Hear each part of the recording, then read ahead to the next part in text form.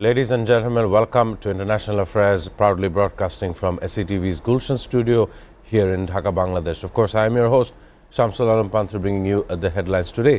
But before I do so, I should introduce all my panelists. Here in the studio, we have Mr. Ali Ahmed. He's a member customs of the National Board of Revenue, an economist, appeared on this show multiple occasions, and I really enjoy his commentary regarding the international affairs issues from around the world.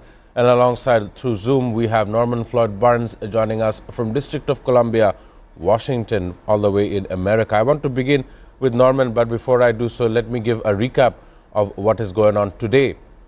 Of course, that includes the resignation of the Chief of Staff to British Prime Minister Keir Starmer over a scandal related to the Epstein files. Alongside, the death toll from a building collapse in Lebanon is rising to 9.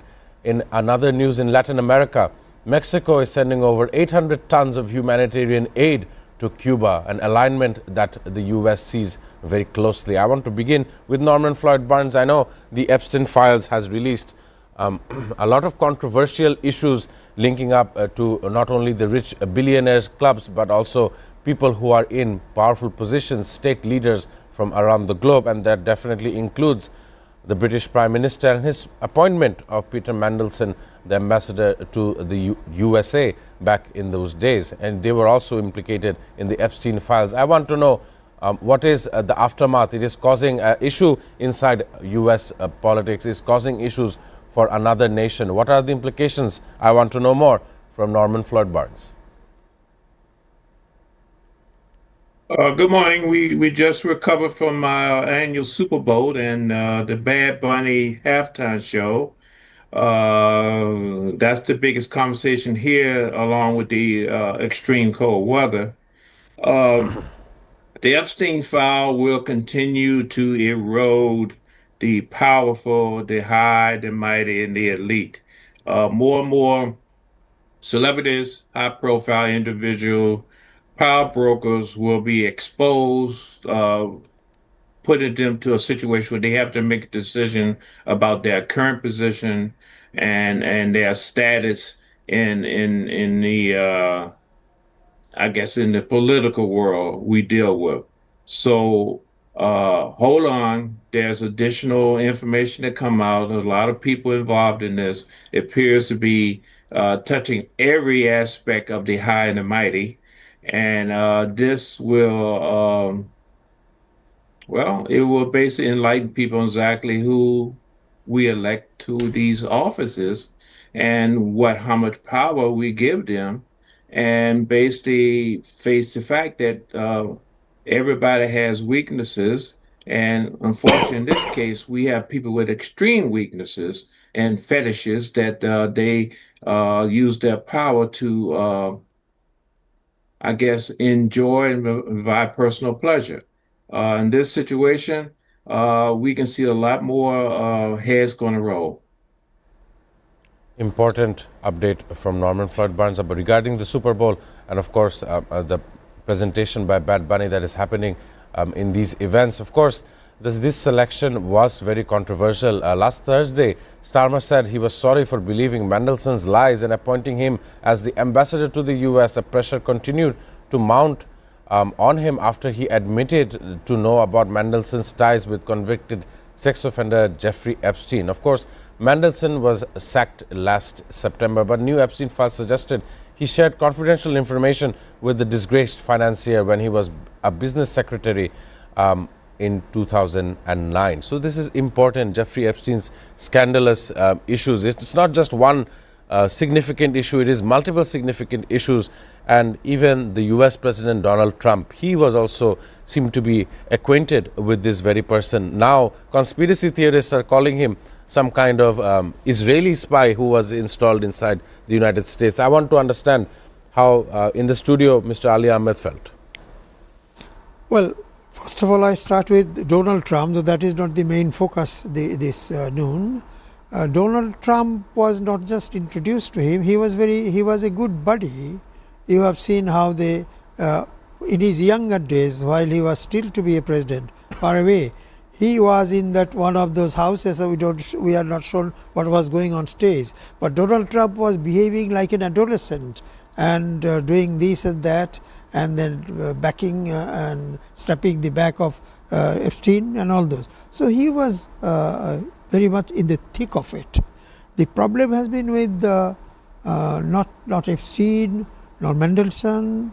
It is basically with the Sir Keir Starmer, the British Prime Minister. He appointed this gentleman, Mendelssohn. He was a former minister of the UK and an MP and a Labour leader.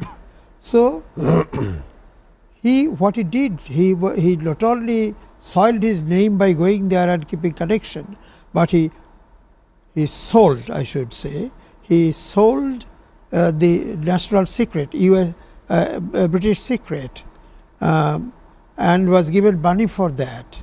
When his accounts are examined, a large transfer was found, and he said, I don't remember if there anything has ever been given or written. He didn't say no. He said he was trying to be evasive.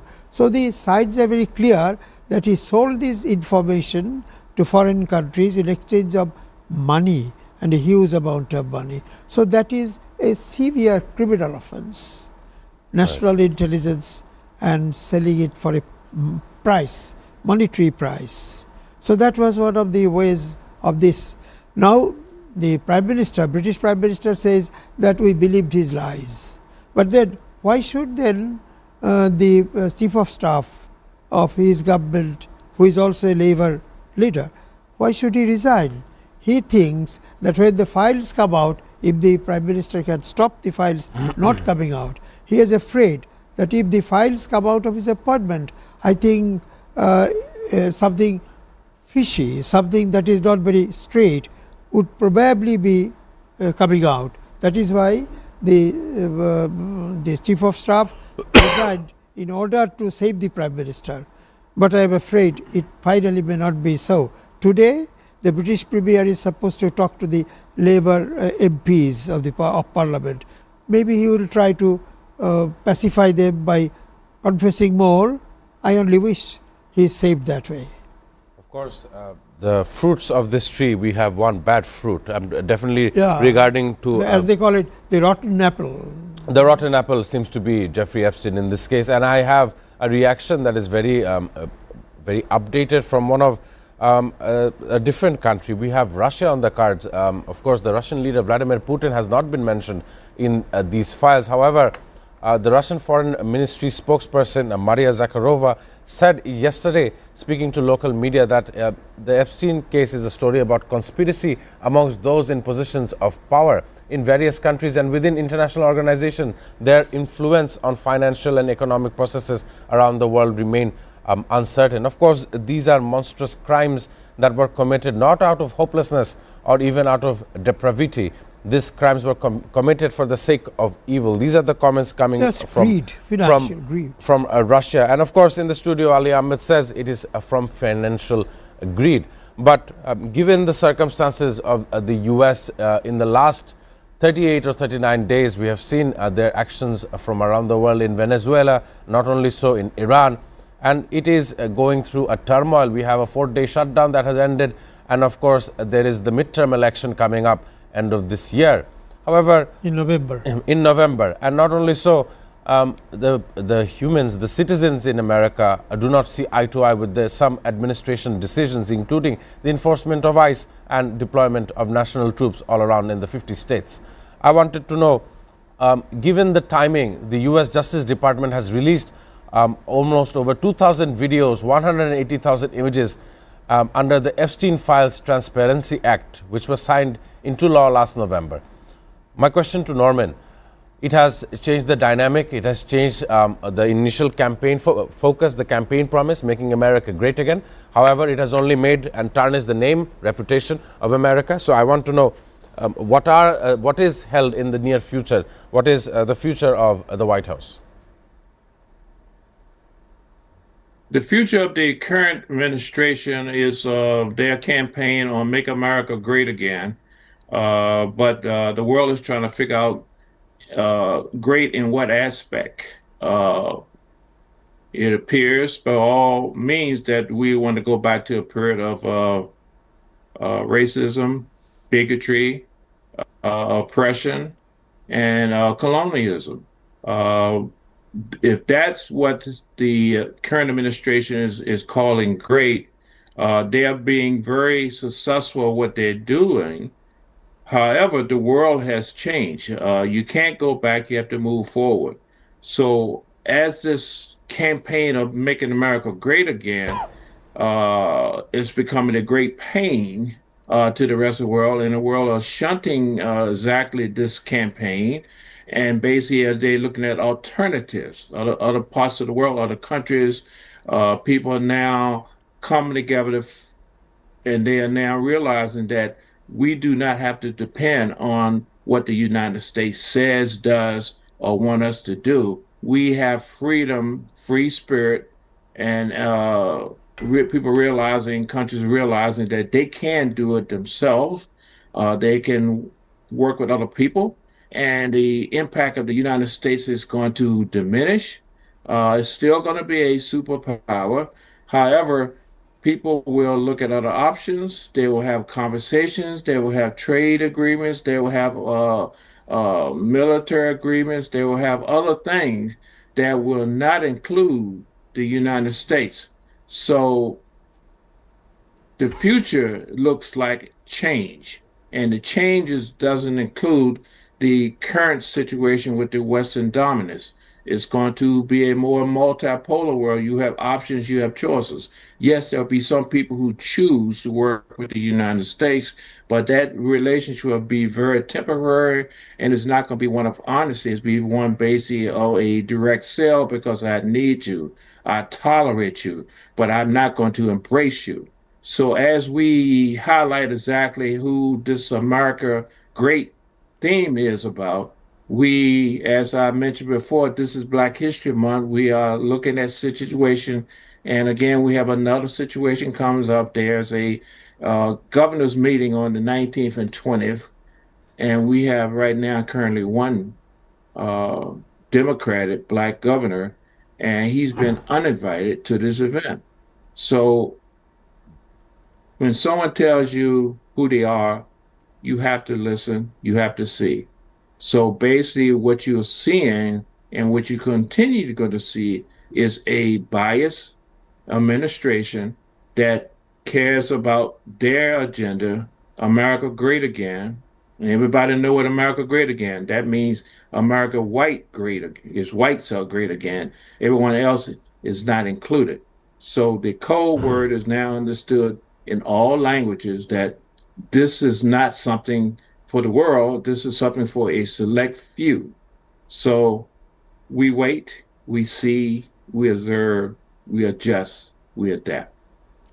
Very, very important updates coming from Norman Floyd's table. Of course, he has mentioned that it only prefers a select few, and the rest really do not matter. And when I talk about the rest, it also includes the immigrant population that is very heavily that everyone else is reliant on, especially when coming to a city like New York, the Big Apple. So I want to ask Ali Ahmed regarding New York. We know that an immigrant family or an immigrant backing mayor has been elected, Mayor-elect Zohran Mamdani, and he has recently signed executive orders to protect the citizens of New York, especially immigrants who are, of course, supportive of the community there and who are often the subject of discrimination by U.S. ICE agents, those who are enforcing immigration laws upon these people. Some of these people are street vendors. As I have gone last year, I have seen them. They are of native South Asian descent.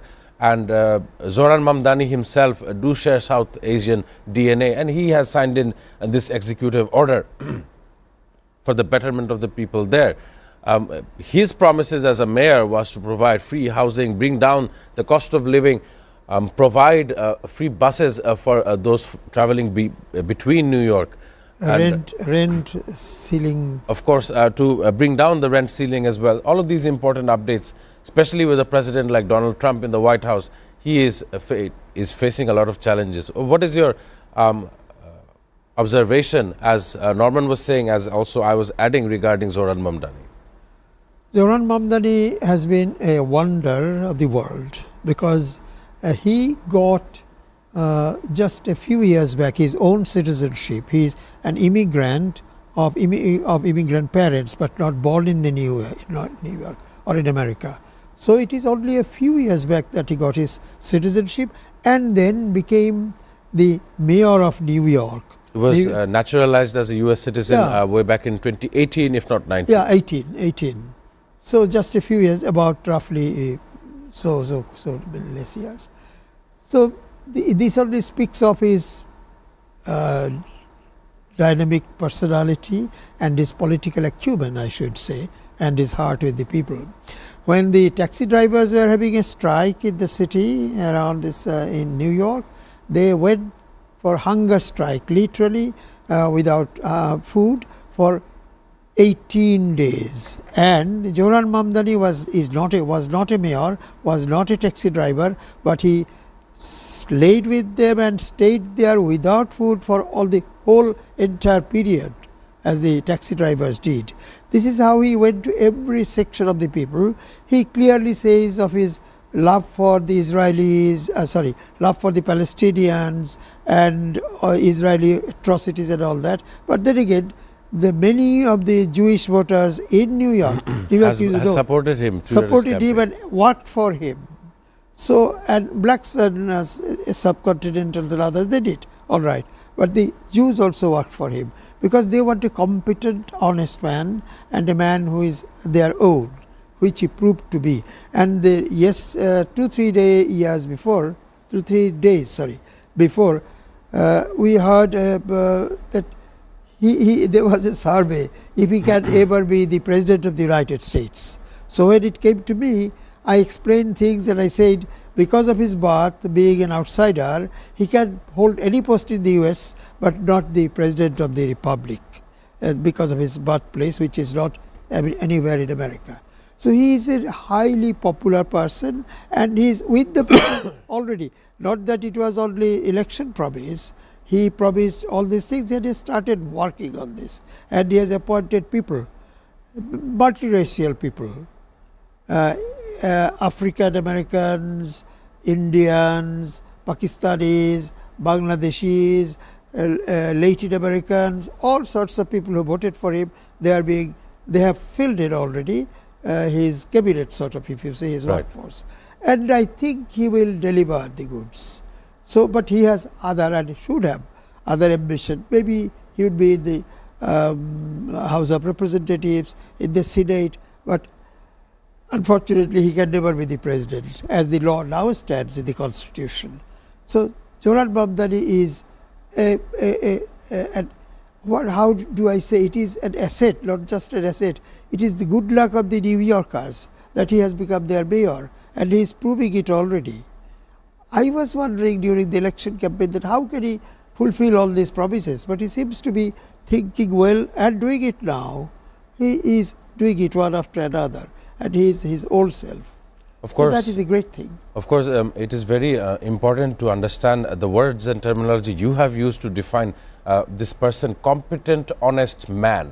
Oh yes. Competent, honest man. These two definitions, I hope that, of course, he is an asset not just for New competent York. and honest, he is also dedicated to his people. Of course, these terminologies is very important to understand what holds there for New York and its future. However, some way differ with me when I say these words will not describe the likes of Donald J. Trump. Ladies and gentlemen, it's time to take a short break. After the break, there are more issues. Do stay with us.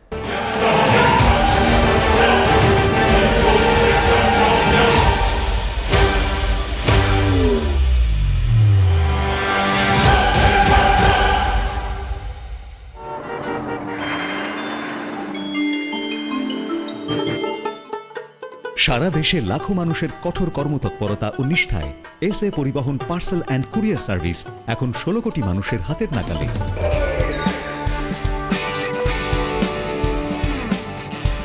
দীর্ঘ 30 বছর ধরে বিশ্বস্ততা ও দ্রুততার সাথে সেবা দেওয়ায় গ্রাহক সেবায় এখন শীর্ষে।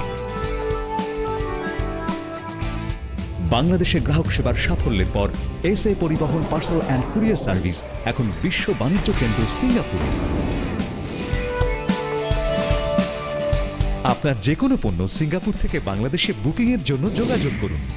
SA পরিবহন private limited, logistics, parcel and courier service, 22 Roberts lane, Singapore 218302। Phone 0065 629 24900।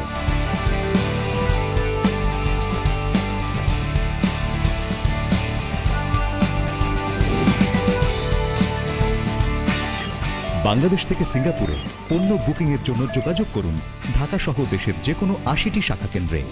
SA পরিবহন পার্সেল অ্যান্ড কুরিয়ার সার্ভিস, আপনার সেবা সব সময়। Welcome, Grand Palace Hotel, Dhaka. A majestic lobby blending timeless elegance with modern design.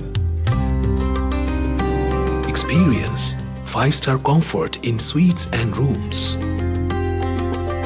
Sophisticated fine dining restaurant. Crystal clear swimming pool for ultimate relaxation.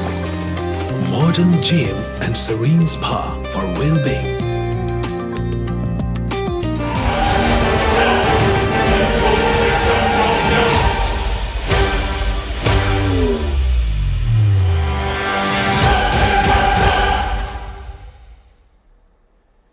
Ladies and gentlemen, welcome back on International Affairs. Today we are joined in the studio by Mr. Ali Ahmed, and while on Zoom we have Norman Floyd Barnes from Washington DC.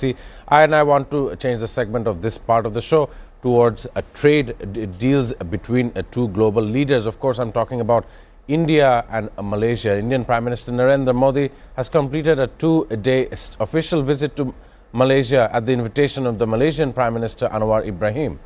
His first foreign trip of the year, of course. This follows the elevation of India-Malaysia relations to a comprehensive strategic partnership which began in August 2024. Of course, the deals included a lot of MOUs and agreements. It has had inclusively semiconductors and advanced manufacturing, defense and security, cooperation, disaster management and peacekeeping, vocational education and healthcare, and of course, we must include renewable energy and the high technology sectors. These markets were definitely talked about. Both of the sides expressed intent to expand bilateral trade with discussions on increasing trade volumes beyond the roughly 18.6 billion US dollar level recorded back last year, encouraging settlement of trade in local currencies, the Indian rupee and the Malaysian ringgit. This is, of course, bringing in the two leaders in Asia. One is, of course, of the BRICS lineup, while the other remains the center point for the entire world for representing the ASEAN nations of Asia. So I want to begin with Norman Floyd Barnes regarding this case. This is, of course, a time where people are seeking friendships and alliances away from the Western world, away from the Western hemisphere, due to tariffs, sanctions, and multiple geopolitical crises that go out because of not wanting and not understanding the intent of the said nation. So I want to know from Norman Floyd Barnes, the India-Malaysia partnership, what is the outcome and how do you think it will bolster against another Asian giant, China? I want to know more from Norman Floyd Barnes. Yes, as a result of the Trump administration tariffs rules and other military matters, Malaysia, India, and other countries are now seeing the light. They are now communicating. They are now sharing trade. They are now talking about how they can work collectively together for the betterment of both. This is a positive and a shining example of what can be if you talk to your neighbor. Everything these countries need is right here in South Asia. I mean, there's a possibility is now becoming a hotspot for trade, tourism, wellness. It's $1 billion market.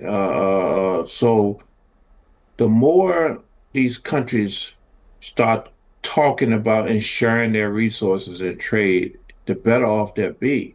They'll become more stable, more confident, and people will see, the outside world will see exactly that will be what we call a desired destination.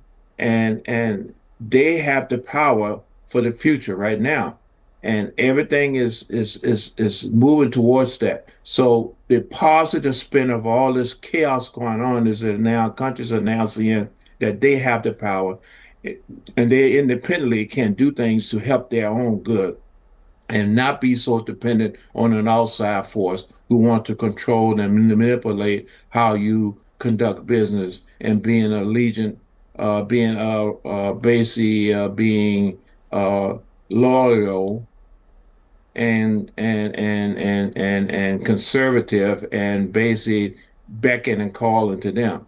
So this is a good thing. Independence is a good thing. Communications is a better thing. So let's see how this thing works out. I'm cheering for these countries, and hopefully this will be a example of what other countries can do, and we start seeing change. Very important updates regarding this issue from Norman. And I want to focus back into the studio. We were discussing the India-Malaysia trade deal and, of course, the visit of the leader into Malaysia, the various fronts, markets that they will be developing on. However, I also mentioned China. They are having the third Turkey-China business conference, which was held in Istanbul. So, of course, it will also mark the 55th year of the diplomatic relations between these two giant nations. One is, of course, the biggest manufacturer in the world, and another is the crossroads of the world where the Caucasus meets with the Asian side, is the bridges of the world as we know it, even as history. So these trade deals usually come in their respective currencies. They do not have any kind of boundaries with the US dollar. So the entirety of this issue being that people have stopped dealing with other nations based on the fact of the US dollar. They're dealing with their own local currencies, and that is a very big danger for the US. So I want to know what is your observation? Asia seems to be reigniting old friendships. Yeah, these are important on a few occasions. First of all, in the Middle East, Israel used to be the dominant power, but Turkey has successfully challenged it, and Turkey now manufactures most of its own armaments and export it to many countries, and they are even in talks for setting up some factories of armaments factories in Bangladesh. So that is progressing in a way. But the thing is, Turkey is a very important power. Of course, they want to befriend more with China, because they know in case of any war which they think might be between Turkey and Israel, definitely US would be on the side of the Israelis. So Turkey wants to cement its ties with China and Russia, because India is not on their side. Of course, and they do not see eye to eye regarding the Pakistan-India war as well. We've seen how Turkey had taken off from India as well. That's it. So that is why they want to cement these ties with China and Russia. It is there, friendship is already there, and as we have seen in case of Iran, the Chinese and the threat came very straight, that if Iran is attacked, then China is going to be on their side. So that has repelled the attack. And Donald Trump has favored, rather, since war cannot be done, bombing cannot be made to please Israel and himself. So they are now going further sanctions on Iran. But well, be that as it may, Turkey and China has to. It's a natural friendship now, because for Turkey, NATO is as good as dead, because US was the topmost NATO country, and US is openly favoring Israel against a NATO member, Turkey, the most important member after USA. So he has to find their own friendship with China. Important updates from Ali Ahmed. Before Norman gets disconnected, I want to ask a very simple question. Due to this Epstein revelation, do you think that the ties between America must support Israel? Do you think it will break in the upcoming days? What do you think? Your closing statement. This is important. I do not think there will be any type of separation between Israel and the United States. They have a deep relationship. They are basically the same in terms of thinking. So this Epstein case will enlighten the world on exactly what's happening, but nothing changes. Of course. I must thank Norman Floyd Burns for his contribution to our program. I believe he may be disconnected very shortly, so I must thank him once more for being on International Affairs. However, there is some latest updates regarding elections that have happened in very recent times. We've seen one snap election coming up in Japan, a landslide victory for Prime Minister. Landslide was two-thirds majority. Two-thirds majority with Prime Minister Sanae Takaichi and her Liberal Democratic Party, the LDP, winning at least 316 seats out of 465 seats, the most in the party's post-war history. This gives the new Prime Minister strong control of the legislative agenda with enough seats to push through major economic and security policies. She was one of those Prime Ministers who openly took on the government of Xi Jinping in China. And alongside way in Thailand, we see in the general election that Prime Minister Anutin Charnvirakul's Bum Jai Thai party emerged as the leading party, winning around 192 to 194 seats in the 500-seat House of Representatives.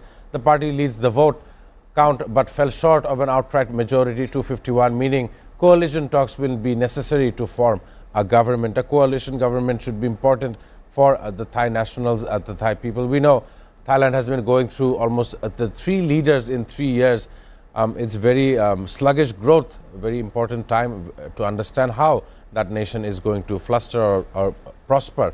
So back into the studio with Mr. Ali Ahmed. You've seen election news coming out from Japan, coming out from Thailand, and of course this week is very important for common Bengalis as the news comes out. This is important. I'll capture this in the second part, but what do you think? International media is now starting to cover the fact of Bangladesh. Media is a very big, important tool in today's democracy, today's geopolitics. Would you agree? Oh yes, and Bangladesh, it's very important because there has been a fall of the previous government through a popular revolt, and after that, for normally in these countries, third world countries, which Bangladesh still is, there is normally a military takeover.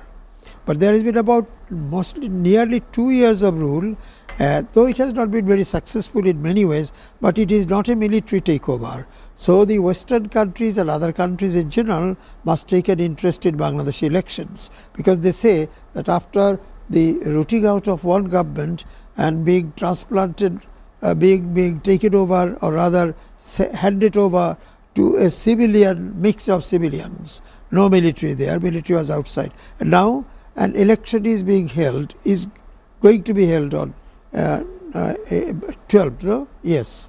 So that is very interesting. They want to see that it comes out successfully and a true elected democratic government takes over.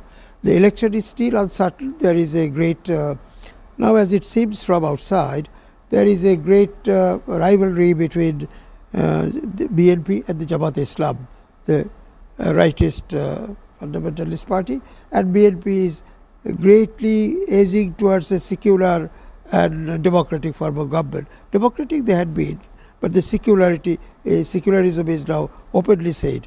No difference between among religions and all those things. So this is a modern political party, somewhat taking over the mantle, the spirit, not the spirit, the written mantle of the Awami League, which was very democratic and secular in declaration. But so not in practicality and reality. Reality has been different. So they are trying to sort, but then again, not making Awami League an enemy, because they have promised that when if they come to power, they will allow Awami League to operate as a political party.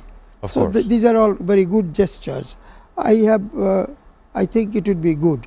And the caretaker government has earned disrespect of the people in many cases, but for the election still seems to be going well. Initially, the chief advisor was installed by these youngsters who lack of finding anyone better, I believe. And so now he has understood that it must be a political party, and the popularity contest, there was a survey by Prothomalo. It was 0.06 or 0.6% for these lead youngsters.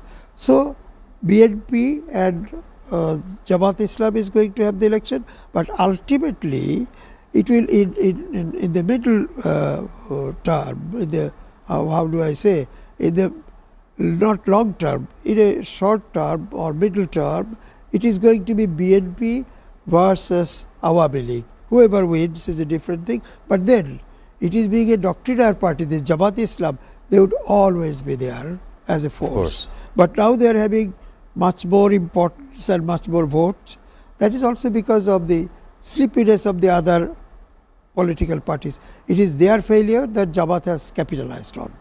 Of course, as I was asking you, and a brilliant observation regarding all the various political parties and the situation on the field in the last various months, last 24 months, from not only 24, less than that, but ever since August 5th of 2024, the Prime Minister was being ousted. However, the role of media cannot be ignored. It is often considered the fourth pillar of a functional democracy. And of course, media, and in all types of media, not in only television studios, they all have a responsibility back to the society, to bring back for the society, to reveal the faces that have done corruption against the people. So media does have a big responsibility. Ladies and gentlemen, it is time for a short break. Do stay with us.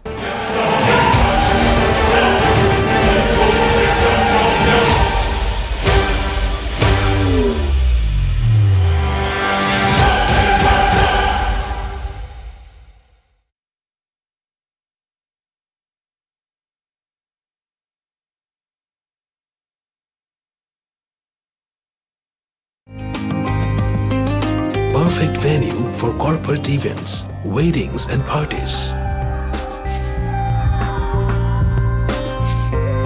Seamless and secured. Elegant and eye-catching design. Indulge, relax, discover the first 5-star chain hotels in Bangladesh. Grand Palace Hotel Dhaka, 22 Kakrail, Dhaka, Bangladesh. Welcome to Grand Club at Mirpur 10 Dhaka.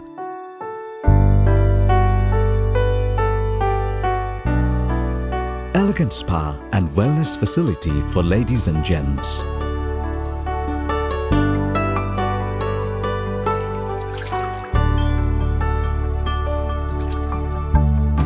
Play pool and snooker in international standard billiard zone.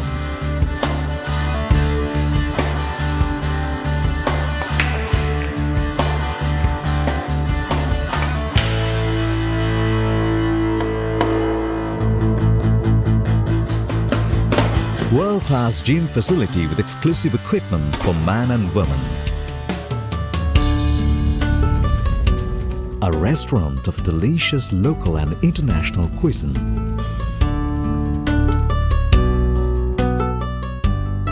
Fully air-conditioned building with spacious banquet, car lift, sky view rooftop restaurant, all in one.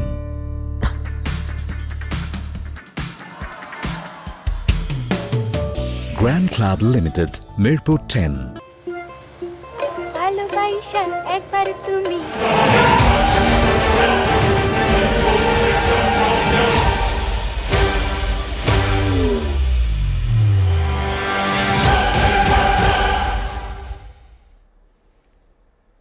Ladies and gentlemen, welcome back to International Affairs. On the program today, we had Norman Flood Burns joining us already from Washington, D.C. And in the studio, we have Mr. Ali Ahmed. We were talking about various issues related to the United States of America, coming down to business trade deals inside Asia, and of course, the election runs that we're seeing inside Asia, not only in Japan and Thailand. We also talk about the responsibility of media and what its role is around the world. There is drastic news coming out of Hong Kong.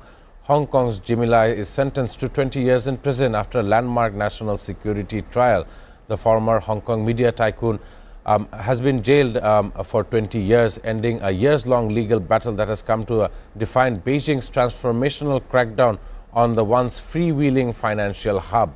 The 78-year-old self-made billionaire was amongst the highest-profile government critics charged since Beijing imposed a sweeping national security law on the semi-autonomous southern city in 2020. This sentence is the longest delivered under the national security law, and it means that Lai will not be eligible for parole until he is in his late 90s. Of course, a man who is this well known in Asia and is well known in Hong Kong, receiving such a sentence of 20 years, he may even not even. 78. He's 78, and he might not even make it to 98. So I just want to have a comment from Ali Ahmed before I can focus on the local issues on media as well. Well, first of all, this is another country's affair. They can jail, they can release, we have nothing to say about it. But as a dispassionate observer from outside, sentencing a newspaper owner, he is not just one, quite a few newspaper owners in Hong Kong are very important. At the age of 78, giving him 20 years of prison term means if he is alive, he will come out in 98, when he is 98, which is very unlikely. Even if it happens that he comes out, he will have no working ability or anything at 98. So this is debilitating, absolutely. So we have nothing to say about it. But then they have their own laws. They thought that he was sabotaging the democracy in Hong Kong and all those things. So he has been jailed, the owner of newspapers. Of course.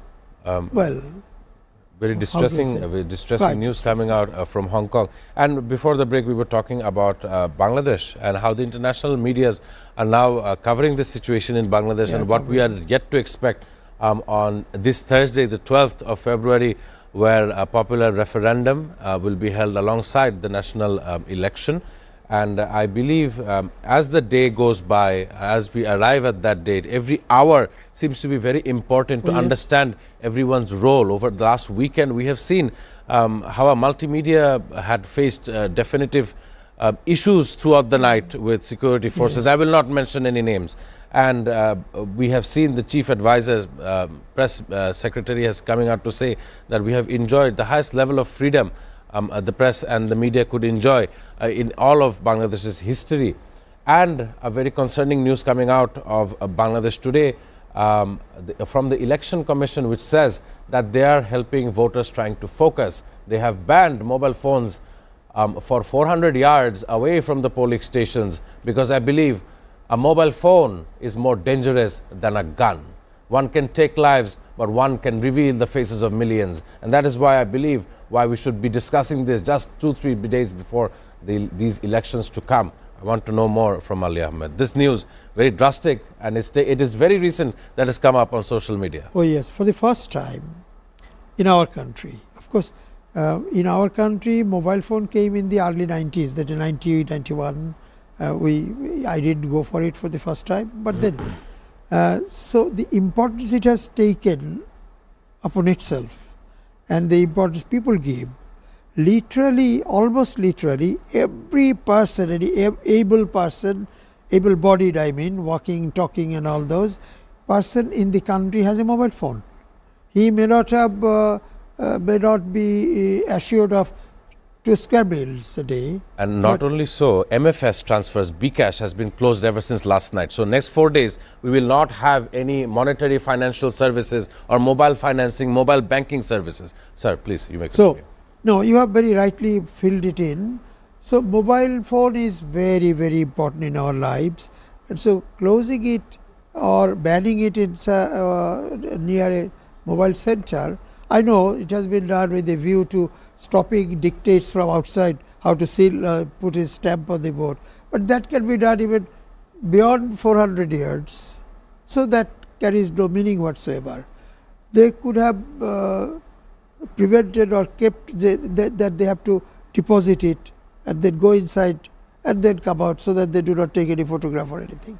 So I think this is a little too much. Without a mobile phone, life is impossible. So, and also this election, a great service is being done by the mobile phones with their news, views, cartoons and everything. But there are also disservice. They also spread lies, falsehoods, and also calling names these are indecent.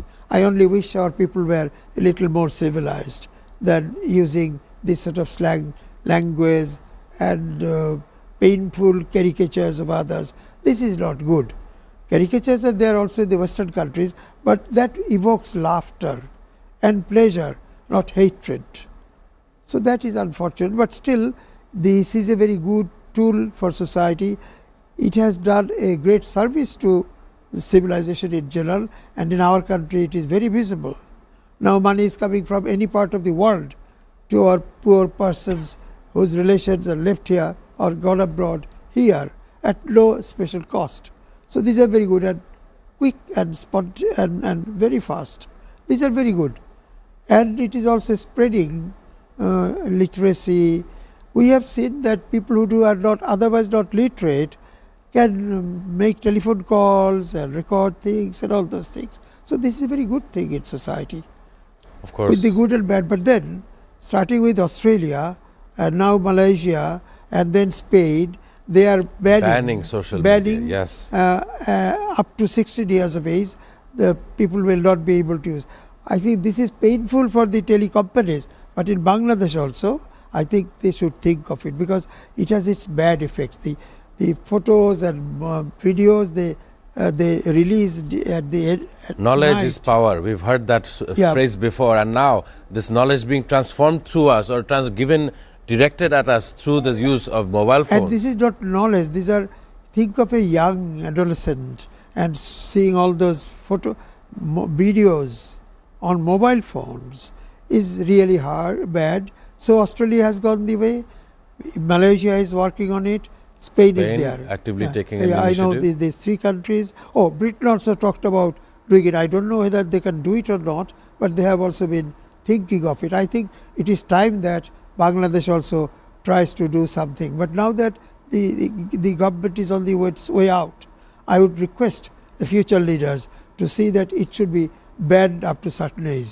And definitely regulated for protecting these minors from the effects of a mobile phone usage and also social media. I must thank Mr. Ali Ahmed in the studio for his valuable insight and contribution towards international affairs. Also thanking our geopolitical correspondent Norman Floyd Barnes in Washington, D.C. I want to end with just a simple fact. In this day, way back in 1969, the very first debut of the Boeing 747 has been conducted. Ladies and gentlemen, this was International Affairs. I was your host, Shamsul Pantho. 1969 was also the year of landing on the moon. On the moon. So 1969 was also the year people have landed on the moon. Thank you, Ali Ahmed, for that fact.